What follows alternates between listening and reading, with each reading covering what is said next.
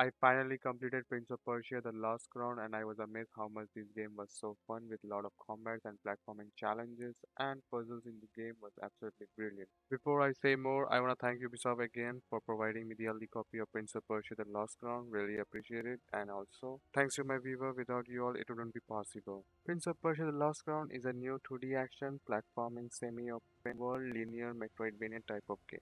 In Metroidvania, as you progress through the story, you unlock new abilities, new powers, and new weapons in the game. Here we play as Sargon, a new character who is an elite immortal. He's a very agile and fast that allows him to do a lot of fast chain combos. And as he progresses in the story, he unlocks new powers come from a legendary bird called Simurgh. With that, Sargon become more dangerous and agile to their enemies. I unlocked everything that the game has to offer. I collected all the collectibles and maxed out all of my amulets and weapons that will make Sargon too strong, and I also completed all the side activities too.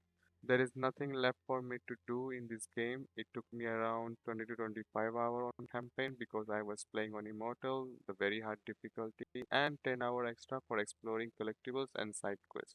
The game was very well cooked, the combat section was solid, the amount of creativity the playstyle this game provides is unimaginable. Sargon can perform multiple unique and stylish combo from ground to aerial combo. It felt really good. The best part was the combat was a fast pace. It demands you to do perfect parry, land successful combo, and dodge perfectly when there is a flashy red icon on the enemy. And if you die in PoP Lost Crown, it will be all your fault because you weren't fast enough and you didn't use the perfect parry or dodge and didn't learn the enemy's attack pattern. And talking about the boss fight, it was so difficult and yet so challenging, fun, and I loved it. The amount of perfection it demands in combat is mind-blowing. During the fight, it creates a necessary to use every power that Sargon have, either use an air dash or time powers or the double jump, or stay in mid-air while using a bow, or use a void portal where you need to trap an incoming projectile. There is much more than that than I am explaining.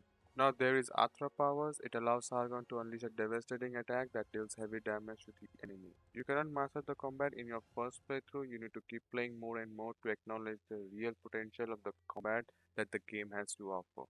Talking about the platforming in the game, it was also challenging. Like we need to go through a very tight space, or you can't stay longer for a particular platform because it will break. Or there are few platforms that it requires Sargon powers to manipulate it or hit the bell for temporary make the platform solid. And there were few surprises in few levels when you make a platform solid, enemies start to spawn. It was quite unexpected for the players. There was an instance with me, I was casually heading towards the checkpoint and suddenly got attacked by something when I was using the stable platforming powers of Sargon, and I was like, what just happened? What killed me? And you will encounter these surprises in your path on few levels. Some enemy come out from the sand, or some of them are hidden under the planks or the water. The last thing is the puzzle. I am not very good in puzzle solving. I always get stuck for hours in a puzzle game. Even in simple and easy puzzle, I couldn't able to solve it. As per me, it was really moderate, not hard, not too easy, but it was total balance between the difficulty. But it was fine, most of them. I was able to solve it. I also forgot to mention the new map system in the Lost Crown that they have introduced is to able to take a screenshot for a specific location where a path is currently blocked due to how far you have progressed in the story or a chest that you cannot reach, and it was very helpful to remind us that what chest I have been missed or what was I doing in that location earlier. And the amulet provides various type of buffs like perfecting parry, slow times, or heal Sargon, make arrows flammable, or shoot 5 arrows instead of 1. There are total 36 amulets in the game and one amulet that you will get after you buy the deluxe edition. All these amulets can be upgraded through a blacksmith. There is one thing that is the worst part about this blacksmith is that every time when you upgrade the amulet, it gives you the information it's been upgraded, which takes a quite longer to exit it.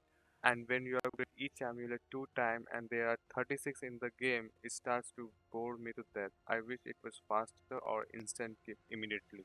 The story of the game was not that great, but isn't bad either. It was enough to get you interested. There were few twist-centered moments in the story with few puzzle pieces of story which you have to connect the dots to understand, but it wasn't very complicated. Personally, I was so focused on the combat, I just ignored most of the part of the story. And the best part I enjoyed was this some kind of horde mode where you are trapped with few enemies, where your path is blocked from both sides and enemies keep spawning, and the only way to get out of this situation is to take fight and defeat all the enemies till the end. I wish in future update they add this kind of horde mode in the game. It was very challenging. It could be wonderful addition to the game because after you complete this game 100%, there isn't much to do. Rather just fight few enemies that you will encounter in your path. There is no replayability to fight the boss again. There isn't much to do after you complete the game. So if this kind of horde mode they add in the game, it will be very amazing for the players to do after they complete the game. Alright, these were my thoughts after I completed the game. It was stunningly handcrafted, care with love game, and I had a wonderful experience with it. I will highly recommend you this game and you should not miss with it.